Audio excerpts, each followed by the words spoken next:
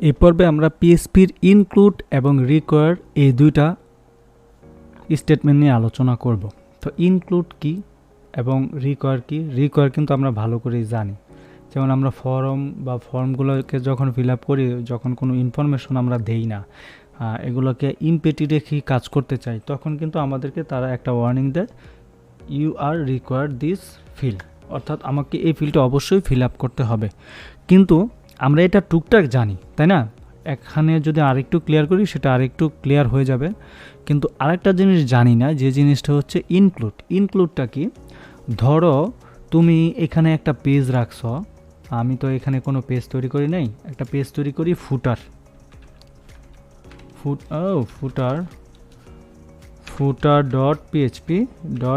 .php নামে একটা file তৈরি করলাম, অর্থাৎ একটা ফাইল। এই ফাইলটার নাম দিলাম আমি, কি দিলাম বলো তো? ওকে, বুঝতে পারো নাই, তাই তো?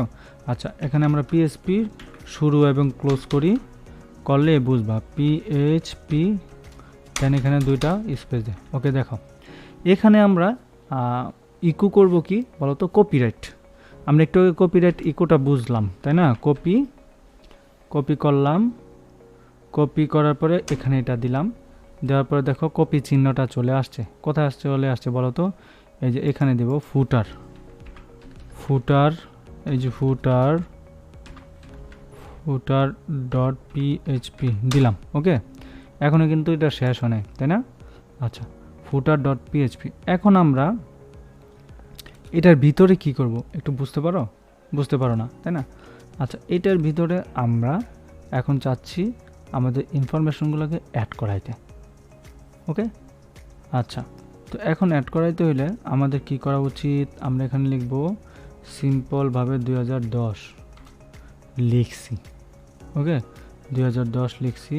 দেওয়ার পরে এখানে কি করবো বলতো? এখানে কিছুই করব না, কারণ এটার ভিতরে আমরা যা করা করবো। ওকে, এই যে এখানে তোমরা কিন্তু ভুলে গেলে কিন্তু বাই হবে না। হ্যাঁ, এখানে আমরা জাস্ট ইকো করব, ইকো করে আমরা এখানে ডেট দিব।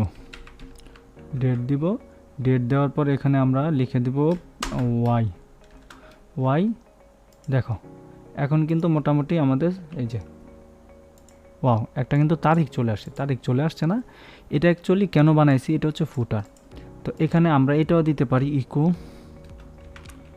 এটাও দিতে পারি, দিস। আচ্ছা, ইকোতে আমরা এটা দিতে পারি, এই লেখাগুলোও দিতে পারি। এই লেখাগুলো যে আমরা দিব, অবশ্যই এটার আগে পরে পিএইচপি ক্লোজ করতে হবে।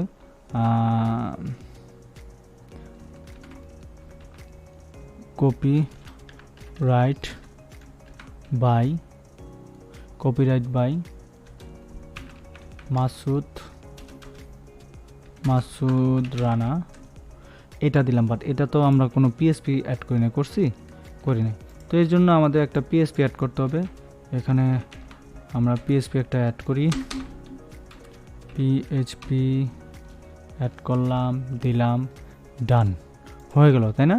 আচ্ছা, এটা হইল, বাট এখানে একটা স্পেস দরকার। স্পেসটা কোথায় দরকার বলতো? এইখানে দিলাম। মোটামুটি হয়েছে। অথবা আমরা একটা সাইন দেই, এই সাইনটা দেই। দেখো দিলাম, হইল না? হইলো কিন্তু। কপিরাইট বাই মাসুদ, এই যে এটা। ওকে, আচ্ছা, দিলাম। এই জিনিসটাকে, অর্থাৎ এই পেজটাকে আমরা আমাদের প্রয়োজনীয় পেজের ভিতরে ইনক্লুড করে দেব, অর্থাৎ লিঙ্ক করে দিব। আমরা সবচেয়ে বড় কথা হচ্ছে, আমরা যখন HTML কাজ করি তখন CSS এর ভিতরে ইনক্লুড করছিলাম, অর্থাৎ এক্সটার্নাল লিঙ্ক বসাইছিলাম, মনে আছে? অর্থাৎ CSS এর লিঙ্কটাকে আমি HTML এর ভিতরে ঢুকাই দিছি, তখন সেই স্টাইলগুলো কাজ করছে। ঠিক এরকম ফুটার মতো এরকম অসংখ্য পেজ আমরা ইনক্লুড করে দেব এখানে। এইটা কিভাবে দেখো? এটা ধরো এখানে আমাদের এই পেজটা নাই, রাইট? আমরা এখন কোন পেজে যাব? ইনডেক্স পেজ, একদম মূল পেজে কিছুই নাই, তাই না? আচ্ছা, মূল পেজে যদি কিছু না থাকে, আমরা এখানে যে ইনফরমেশনগুলো আছে সেই ইনফরমেশনগুলো এখানে ইনক্লুড করাই দিব। তো এর জন্য আমরা এখানে তোমার নিতে পারি, পিএইচপিও নিতে পারি, অথবা আমরা HTMLও নিতে পারি। এটা হচ্ছে একান্তই আমাদের ব্যাপার। আমরা HTML নিলাম, ইনডেক্স লিখলাম আমরা আমাদের মতো করে। দেন বডিতে এসে আমরা কি করব বলো তো, বডিতে এসে আমরা আমাদের মতো করে কিছু একটা লিখলাম, হ্যাঁ, সাম টেক্সট লিখলাম, হ্যাঁ, তারপরে এখানে পি ট্যাগ নিলাম লরেম 5 নিলাম। ওকে, দেখো কি হচ্ছে, দেখো এগুলো আসছে, তাই না? আচ্ছা, এখন আমরা ওই যে ইনক্লুড করে দেব আমাদের এই মূল পেজটাকে, এই পেজটাকে, তখন আমাদের এখানে পিএইচপি করতে হবে। আমরা কিন্তু এখানে HTML কাজ করতেছে, তাই না? আমরা এখানে পিএইচপির কাজ করব। তো এখন পিএইচপির কাজ করতে হলে আমাদের অবশ্যই ইকো করে দিতে হবে। ইকো করলাম, তো ইকো করতে হলে তো অবশ্যই পিএইচপি শুরু করতে হবে, তাই না? দেখো এখানে কিন্তু অবশ্যই পিএইচপি আমাদের শুরু করতে হবে। আচ্ছা, পিএইচপি শুরু করতে হবে, তো পিএইচপি শুরু এবং শেষ ট্যাগ আমরা দিই, দেওয়ার পরে যেগুলো আমরা করি, আমরা কি করি, পিএইচপি এভাবে শেষ করি, তাই তো? আচ্ছা, এখন আমরা কোনো কিছু শো করাইতে হলে কী করতাম, আগে ইকো করাইতাম, রাইট? বাট এখন আমরা ইকো করব না, হ্যাঁ, এখন আমরা করব ইনক্লুড। ইনক্লুড মানে হচ্ছে অন্য একটা পেজ তুমি এখানে ঢুকাই দিতে যাচ্ছ। ইনক্লুড করার পরে আমরা কি করব বলো তো, একটু বলো। ইনক্লুড করলে এই পেজটাকে আমরা এখানে লিঙ্ক করে দেব। কীরকম দেখো, ইনক্লুড করার পরে আমরা অবশ্যই কি করব বলো, আমরা অন্যান্য সময় কি করতাম, তোমরা যদি একদম ব্যাগা চাকা খায়া যাও তাহলে তো হইবে না, তাই না? আমরা অন্যান্য সময় কি করতাম, ধরো এটাকে ইকো করতাম, ইকো করলে এখানে আমরা অবশ্যই যেহেতু স্ট্রিং টাইপ থাকতো, আমরা এটা এইভাবে দিতাম, তাই না? এইভাবে দিয়ে কিন্তু আমরা কাজ করতাম। এখন আমরা এখানে কি করতাম, একটা ওয়েবসাইট আনতাম, ওয়েবসাইটের লিঙ্ক আনতাম, ঠিক আছে? তো যেমন ওয়েবসাইটের লিঙ্কটা থাকতো ফুটার, এটার মতোই ফুটার.php, আমরা তো এই নামেই একটা ওয়েবসাইট তৈরি করছি, এই যে ফুটার.php, এটা আনলাম। বাট এটা কিন্তু এখানে আর শো করলো না, খেয়াল করে দেখো, শো করছে, এটা জাস্ট ইকো হয়েছে, এতটুকু শো করছে। বাট এটা যে একটা পেজ, এটা যে একটা তোমার একটা যে পেজ বানাইছি শুধু এতটুকু দেখানোর জন্য, বাট এটা তো আর কাজ করলো না, এই ইনফরমেশন না দেখায় এই সাইটের নাম দেখাচ্ছে, আসলে কি এটা হবে না? এই জন্য ইনক্লুড করতে হবে, হ্যাঁ, ইনক্লুড করে দিতে হবে। ইনক্লুড যদি করে দিই, দেখো এইবার দেখো কি সুন্দরভাবে চলে আসছে অন্য একটা পেজের ইনফরমেশন, আমরা আমাদের ইন্ডেক্স অর্থাৎ মূল পেজের ভিতরে পাইয়া গেছি। কি দারুণ না ব্যাপারটা? হ্যাঁ, দারুণ তো হবেই, কাজ জানলে দারুণ, না জানলে অদারুণ। আচ্ছা, যাই হোক, তো এই জিনিসটা আমরা এখানে করে দিলাম, এটা হচ্ছে ইনক্লুড করা। এখন এটা করার জন্য এত বড় লাইনের দরকার নেই, আমরা জাস্ট এগুলাকে স্পেসটা কমায় জাস্ট তোমাদের দেখানোর স্বার্থে আমরা দেখালাম। দেখো এই লাইনটা আমরা করছি, এই লাইনটার দ্বারা আমরা অন্য কোনো পেজের ইনফরমেশন এখানে ইনক্লুড করে দিছি, দেখো জাস্ট এখানে চলে আসছে, দেখছো? এখন আমাদের বারবার প্রত্যেকটা পেজে কি জাস্ট এতটুকু কপি করে দিলেই হবে, প্রত্যেকটা পেজে চলে আসবে, ঠিক আছে? এই হচ্ছে অবস্থা। তো মোটামুটি ইনক্লুডটা তোমরা বুঝতে পারছো। পরের স্টেপটা ইনক্লুডে যেভাবে করে, যেমন আমরা অন্যান্য সময় তোমার কি বলে এগুলো পেজ ইনক্লুড করি, যেমন menu.php করি। মেনু, অনেক ধরনের মেনু আছে, যে মেনুগুলো আমরা পিএইচপির মাধ্যমে লিঙ্ক আপ করি, তো সেই মেনুগুলো নাই, চিন্তা করো সেই মেনুগুলো নাই, হ্যাঁ? তো এগুলো কিভাবে ইউজ করা হয় সেটা তো জানা দরকার, তাই না? আচ্ছা, ধর আমরা মেনু নামে একটা পেজ তৈরি করলাম, এখানে menu.php, মেনু থাকে না, যেমন মেনু লিস্ট থাকে না? আচ্ছা, মেনু নামে একটা পেজ ক্রিয়েট করলাম, ঠিক আছে?